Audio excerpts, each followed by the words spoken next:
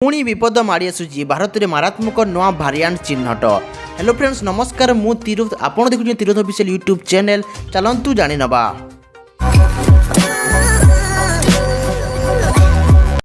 देश में कोरोना संक्रमण जो स्थिति संकटजनक होगाकू लगी।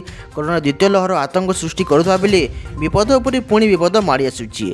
भारत में अल्फा बीटा गामा एवं डेल्टा भारियांट पर एवं कोरोना भूताणुर नुआ मारात्मक भारियांट चिन्हट कर 1128-2 भारियांट नाम नामित कर यार संक्रमण होवार 7 दिन मध्य शरीर प्रभाव पकाइबा आरंभ कर देउछि। आक्रांतक शरीर ओजन हठात कमिबाकू लगी। यह भारियांट प्रथम ब्राजिल चिन्हट होइतिला। भारत ब्राजिल गोटे भारियांट भारत आसीबा पूर्वर कहला। तेबे यही नुआ B1128-2 भारियांट मध्य भारत को आसी सारी बोली विशेषज्ञ माने कहउछंती। यह भारियांट को सीरिया रो हेमस्टम प्रजाति रे 9टी मूषांक ठारी करा जायथिला।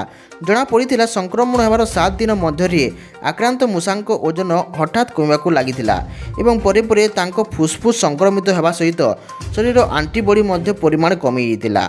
भारत रे B1128-2 भारियांट आक्रांतक संख्या कम रहितबा रिपोर्ट रे दर्शा जायछि। तेबे यह व्यापीबार आशंका मध्य थिबा रिपोर्ट रे प्रकाश करा जायछि।